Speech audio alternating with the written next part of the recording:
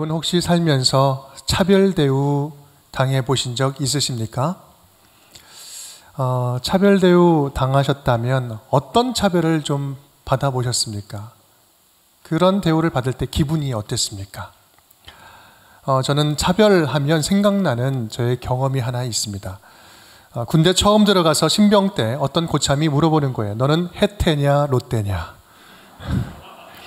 그렇게 묻는 질문에 대답을 잘못하는 바람에 그때부터 찍혀서 그 고참 제대할 때까지 아주 부당한 대우와 차별 대우를 받았던 그런 기억이 있습니다.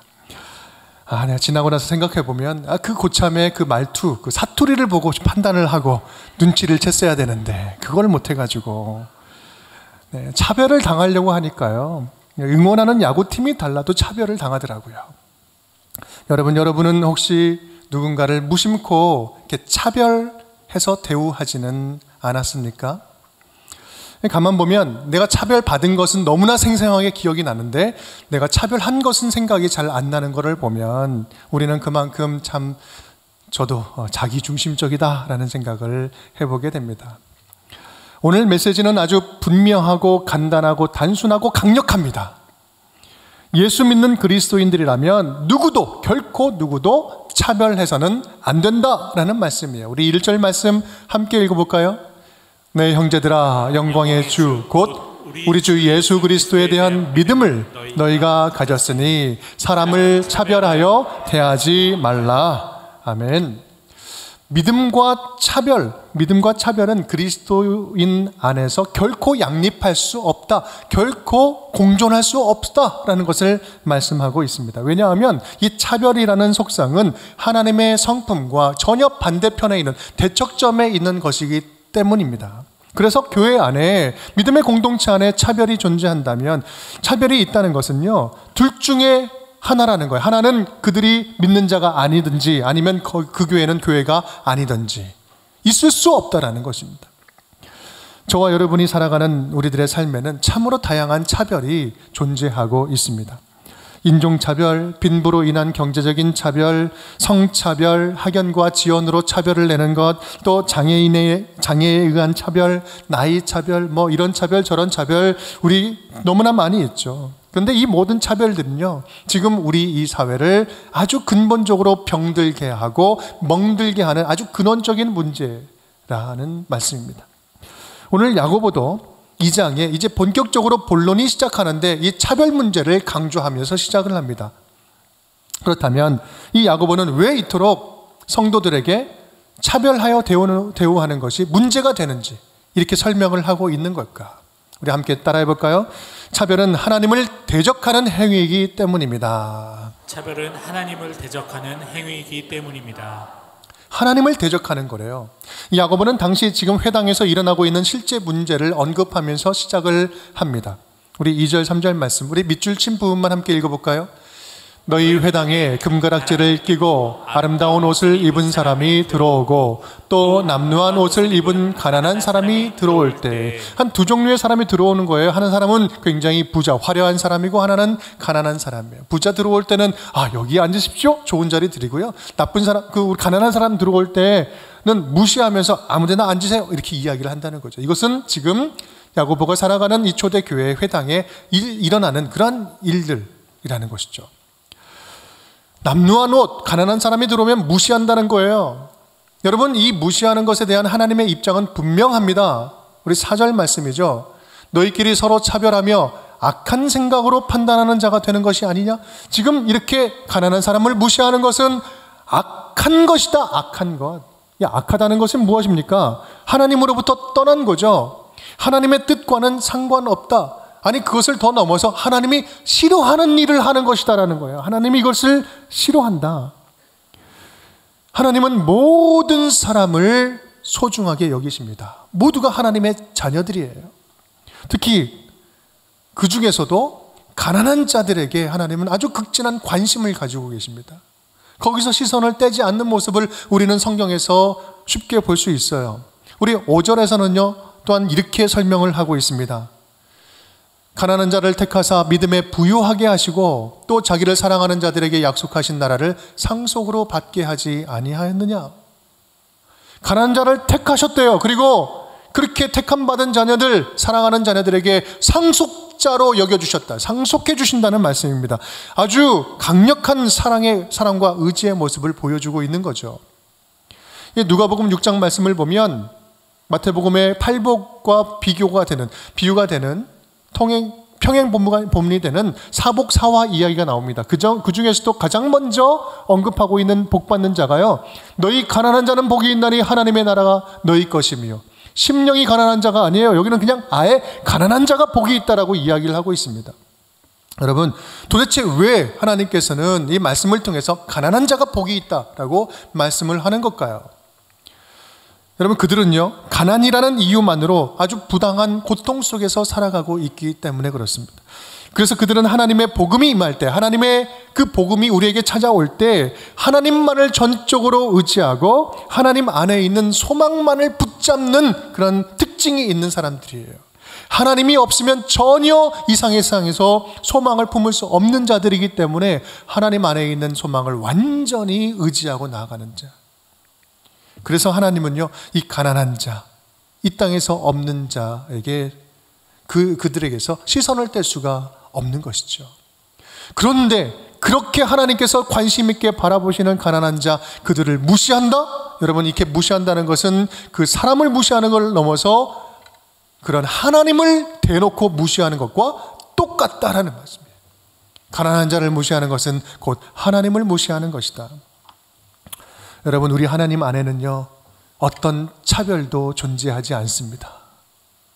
어떤 차별도 존재하지 않아요. 그 하나님의 차별하지 않으시는 그 사랑 때문에 구원받지 못할 이방인인 저와 여러분이, 죄인 중에 죄인이었던 저와 여러분이 하나님의 자녀로 선택받고 하나님의 자녀로 부르심받아서 이 자리에 구원받은 자녀로 지금 예배하고 있는 거 아니겠습니까? 하나님의 차별 없는 사랑 때문에 말입니다. 그렇게 조건 없는, 차별 없는 사랑으로 구원받은 우리가, 그 사실을 모를 수 없는 우리가 어떻게 사람과 사람 사이를 갈라내고 사람과 사람 사이를 순서를 정해놓고 줄을 세워놓고 차별할 수 있겠습니까? 그렇기 때문에 우리 크리스찬 사전에는요, 차별이라는 단어는 있을 수가 없습니다. 야고보는 지금 2장에 들어서 좀처럼 쓰지 않는 표현을 쓰고 있어요. 그게 어떤 표현이냐면 이렇습니다. 우리 주 예수 그리스도에 대한 믿음을 너희가 가졌으니. 다른 성경 볼 때는 우리 주 예수 그리스도 하면 나오는 표현이다 하지만, 여러분 야고보서 쭉 읽어보셨나요? 5장까지 있는데 예수 그리스도라는 표현이 딱 2번 등장해요. 많이 등장하지 않습니다. 1장 처음 시작할 때 등장했고요, 지금 2장 처음 여기 등장할 뿐이에요. 이거는 아주 공식적인 선포, 공식적인 이야기, 아주 중요한 이야기를 공식적으로 선언하는 것과 똑같은 거예요. 너희가 예수 그리스도, 영광의 주 예수 그리스도 안에 그 은혜를 받은 자들 아니냐?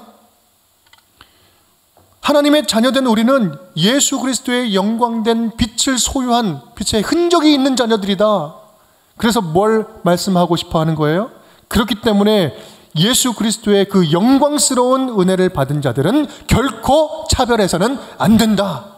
예수의 흔적이 있는 자들은 차별의 차자도 꺼내지 말아라, 이거예요. 차별은 어떤 형태로도 우리들의 믿음과 양립할 수 없습니다. 이것은 선언이에요.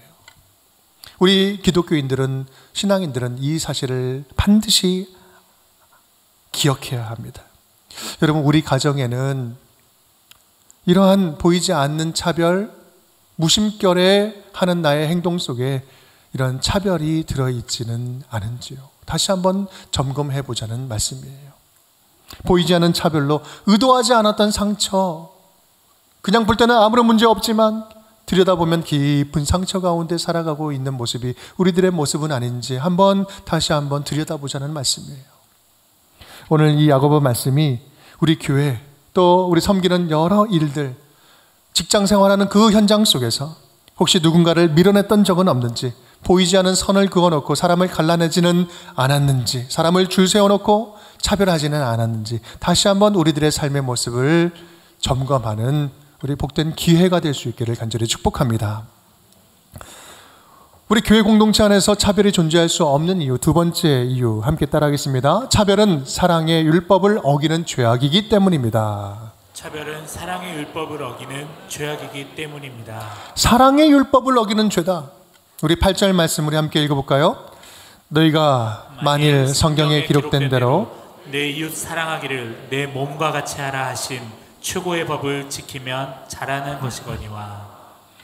최고의 법을 지키면 잘하는 것이거냐. 여러분 지금 이 말씀은요, 내 이웃 사랑하기를 내 몸과 같이 사랑하라, 레위기 19장 18절 말씀을 그대로 인용하고 있는 말씀이죠. 그런데 굉장히 독특한 표현은요, 지금 이것을 뭐라고 표현한다고요? 최고의 법이다 라는 거예요. 최고의 법. 이 최고의 법이라는 것은 바실리코스 노모스라는 이제 헬라어 단어인데, 이거는 왕적인 법이다. 쉽게 말하면 가장 권위 있는 법이다. 왕 같은 법이라는 거예요. 가장 중요한 헌법과 같은 가장 강력한 법이다. 그런데 이 율법 중에 가장 강력한 이 법이 무슨 법이다? 사랑의 법이라는 거예요. 사랑이 모든 율법의 완성이다. 로마서 13장 10절은 이렇게 이야기하죠. 사랑은 이웃에게 악을 행치 아니하나니 그러므로 사랑은 율법의 완성이니라. 모든 율법 중에 율법의 완성은 사랑이다 라고 말씀을 하는 겁니다. 그런데요, 이 사랑의 계명을 깨뜨리는 이 차별은 가장 중요한 이 최고의 법을 어기는 중범죄에 해당된다라는 말씀이에요. 그래서 야고보는 강력하게 책망을 하고 있어요. 우리 9절 말씀 우리 함께 읽어보겠습니다. 만일 너희가 사람을 차별하여 대하면 죄를 짓는 것이니 율법이 너희를 범법자로 정죄하리라. 아멘. 차별하면 이건 죄를 짓는 것이다. 이 믿는 자의 차별의 문제는 절대로 가볍게 볼 일이 아니라는 거예요. 대수롭게 볼 일이 아니다. 대충 여길 일이 아니다. 아니, 예수님 잘 믿고 잘 섬기면 되는 거지 뭐. 아니, 사람 살다 보면 조금 뭐 이렇게 더 좋아하는 사람이 있고 밀어내는 사람이 있고 그럴 수 있는 거지 뭐. 이렇게 대충 대수롭게 여길 문제가 아니라는 거예요. 하나님은 이 사랑의 법과 충돌하는 차별을 우리가 생각하는 것보다 심각하게 바라보신다는 사실이에요. 하나님이 우리에게 베푸신 놀라운 구원의 사랑을 우리가 조금이라도 깊이 깨닫고 있다면 우리는 결코 하나님이 말씀하신 이 사랑의 법을 가볍게 여기지 않을 뿐만 아니라 이 차별의 문제를 가볍게 여기지 않을 것입니다. 하나님이 우리에게 베푸신 사랑이 너무나 놀랍고 위대한 것이기 때문에 그렇죠. 이런 면에서 차별 문제는 결코 사람들과의 관계의 문제가 아니라 하나님과의 문제다. 하나님과의 문제라는 거예요. 이것이 바로 교회 안에 차별이 존재할 수 없는 가장 큰 이유인 것입니다. 저는 이번 주에 이제 말씀을 준비하면서 나는 혹시 그러면 차별을 하고 있는 건 없을까? 우리 교회는 차별을 이렇게 하는 게 없을까? 대놓고 하는 거는 없는 것 같아요. 잘 살고 있는 걸까? 물어보는데, 그렇다면 진짜 차별 없이 잘 살고 있는 걸까? 여러분은 어떻습니까? 여러분은 잘 살고 계십니까? 우리가 사는 이 세상은 다양한 차별로 지금 가득 차 있죠. 특히 최근에는 어떤 것보다도 이 공정, 공평, 공정이라는 화두가 가장 큰 민감한 이슈이기도 합니다. 특히 젊은 세대는요, 더 민감하게 반응을 해요. 기존 세대에 공정하지 못한 것들, 공정한 기회를 박탈당하고 누구는 특혜를 받고 누구는 아예 권리를 가질 수 없는 것, 이것에 대한 아주 큰 분노를 하고 있죠. 이 차별과 부조리에 대한 분노가 심합니다. 이것이 요즘 우리가 살아가는 모습이에요. 그 대표적인 영역이 무엇입니까? 대학 입시 아닙니까? 대학 입시에 부정입학, 특혜 의혹, 뭐 이러한 이야기만 들리면, 이런 이미지만 있어도 사실 여부와 상관없이 그냥 한순간에 매장당하는 것은 한순간이에요. 매장당하는 건 한순간이죠. 이렇게 온 국민이 불공정함에 대해서 극도로 분노하는 이유가 뭘까요? 그것은 우리가 지금 살아가는 모든 삶의 현장, 다양한 차별로 가득 차 있기 때문 아니겠습니까? 그러한 사실에 비춰볼 때 우리 교회 안에는, 내가 살아가고 있는 이 교회 안에는 어떤 차별이 존재하고 있을까? 우리 교회는 차별이 없는 건가? 아니면 눈에 보이는 차별이 존재하지 않을 정도로 다양한 분들이 아예 발을 딛지 못하는 차별이 지금 이루어지고 있는 건가? 장애를 가진 가족이 있으신 분들은요, 성도님들은 주일날 굉장히 바쁩니다. 오고 가고 해요. 장애인 부서가 있는 광성교회나 다른 교회에 갔다가, 기관에 갔다가 또 우리 교회에 왔다 갔다 하면서 아주 주일을 분주하게 보내고 있습니다. 실제로 우리 교회에서 장애를 가지신 분들을 만나기 쉽지 않습니다. 쉽게 만나볼 수가 없어요. 어쩌면 그 사실 자체만으로도 지금 여러 차별이라는 장벽이 우리 안에 존재하고 있다는 것을 반증하고 있는 것은 아닐까요? 성경의 객과 고아와 과부와 같은 자들을 잘 돌봐주라고 말씀을 하셨는데 우리 주위에 그런 분들이 한번 둘러보십시오. 생각보다 많지 않아요. 많이 안 계신다는 것은 그렇다면 진짜 우리 주변에 안 사시는 걸까? 아니면 그분들이 찾아오기 굉장히 힘든 교회는 아닐까? 탈북민들, 이주 여성 노동자들, 고아들, 또 독거노인 분들, 나름 섬긴다고 섬기는 일에 힘쓴다고 일을 말은 하지만 실제로 우리 교회가 이런 연약한 분들에게 활짝 열려있기보다 더 많은 대중, 더 편리함, 더 세련된 교회로 치우치고 자라가고 있는 것은 아닌가? 여러분, 이런 생각이 막 밀려오기 시작하는데 너무나 그러긴 생각하다 보니 정말 너무나 부끄럽고 죄송한 마음이 드는 거예요. 우리 운정교회가 앞으로 더욱더 교회다운 교회로 자라가려고 한다면 반드시 우리 모두 함께 심각하게 고민하고 다시 고치고 깨닫고 이 부분을 넘어서야 하는 그런 문제가 아닌가, 다시 한번 깊이 생각할 수 있었습니다. 여러분, 그런 의미에서 다시 질문을 던져봅니다. 여러분은 각자가 또 우리가 처해 있는 공동체 안에서 내가 미처 발견하지 못한 그런 차별이 존재하고 있지는 않는가? 나는 그런 차별을 하고 있지 않는가?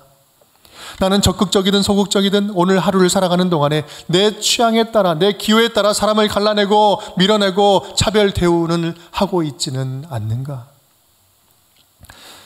야고보는 이제 이 주제에 대해서 결론을 내립니다. 우리 13절 말씀입니다. 우리 함께 읽어볼까요?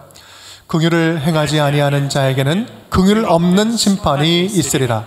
긍휼은 심판을 이기고 자랑하느니라. 아멘. 아멘. 여러분, 지금 그 차별을 이야기하다가 마무리를 하고 있습니다. 차별의 반대말은 무엇일까요? 우리 사전적인 의미를 본다면 차별의 반대말은 공평, 공정 이런 말이 되겠죠. 그런데요, 야고보는 오늘 이 차별의 반대말은 공평 이전에 긍휼이다. 차별하는 것은 하나님의 긍휼이 없는 거예요. 하나님의 긍휼을 안다면 차별할 수 없는 거예요. 하나님의 긍휼하심을 아는 자들이 진정으로 하나님의 공평함을 알고 차별을 없앨 수 있는 거죠. 차별의 문제를 극복하고 해결할 수 있는 근본적인 대책이 있다면 그것은 바로 하나님 안에 있는 긍휼의 마음, 긍휼을 회복하는 거예요. 하나님의 긍휼함을 알고 깨닫고 우리가 긍휼한 마음을 품을 때, 그리고 그 긍휼한 마음으로 섬기는 자리로 나아갈 때 이 불공정한 세상에서, 불공평한 세상에서, 부조리로 가득한 세상을 하나님의 나라, 공평한 하나님의 나라로 바꾸어낼 수 있는 것입니다. 이것이 야고보가 지금 결론을 내리고 있는 방식이에요. 결론을 내리고 있는 내용이에요.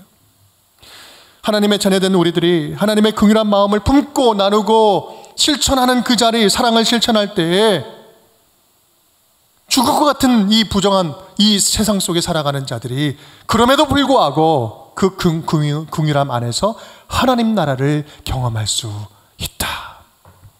이것이 우리에게 주시는 복음의 말씀인 것입니다.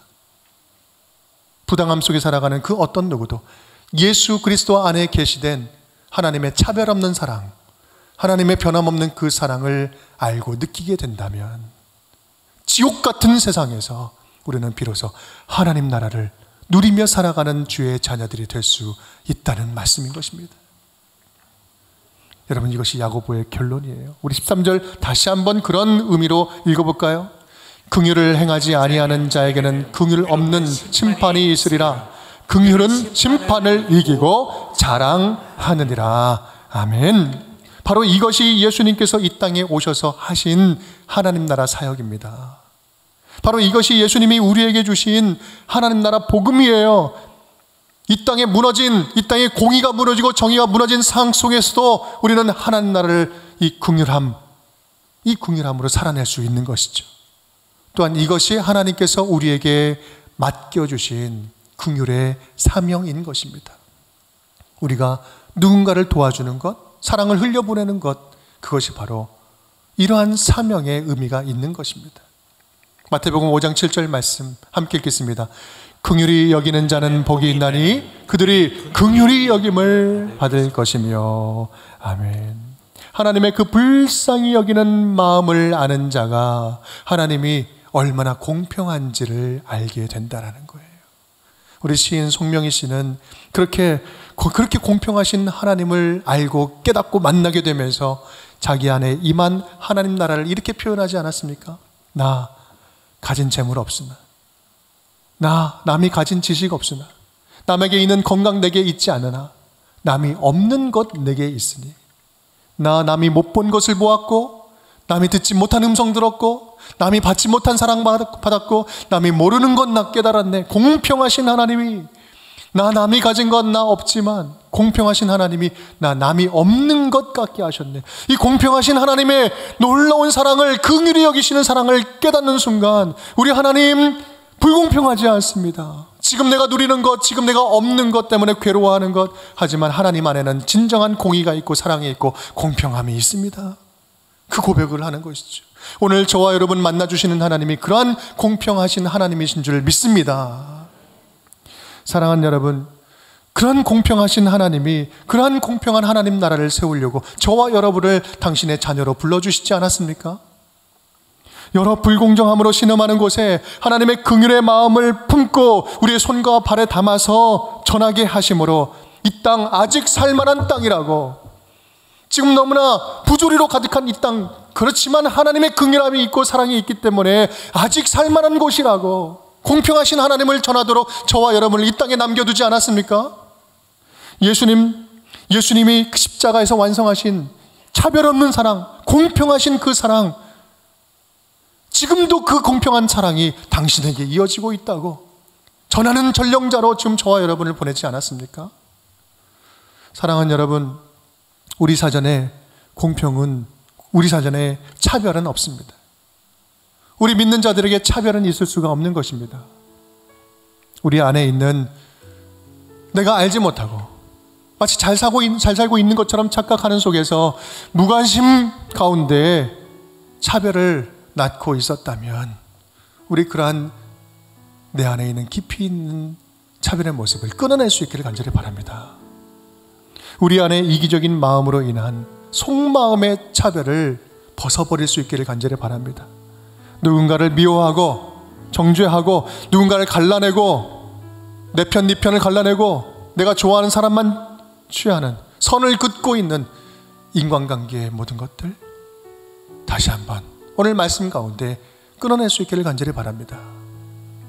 하나님의 긍휼하심과 조건 없는 사랑을 받은 그 사랑을 입은 자로서 여전히 불공정과 차별, 다양한 힘의 폭력 가운데 신음하는 자들에게 찾아가서 아직 이 땅 괜찮습니다, 아직 살만합니다, 주님 오시는 그날까지 예수 안에 있는 공평하신 사랑 당신을 향해 있습니다, 힘을 내봅시다. 그렇게 위로하고 격려하면서 공평하신 하나님을 전하는 저와 여러분이 되었으면 좋겠습니다. 그렇게 하나님 나라를 풍성하게 세우는 우리 운정의 모든 가족 식구들 될 수 있기를 주님의 이름으로 축원드립니다.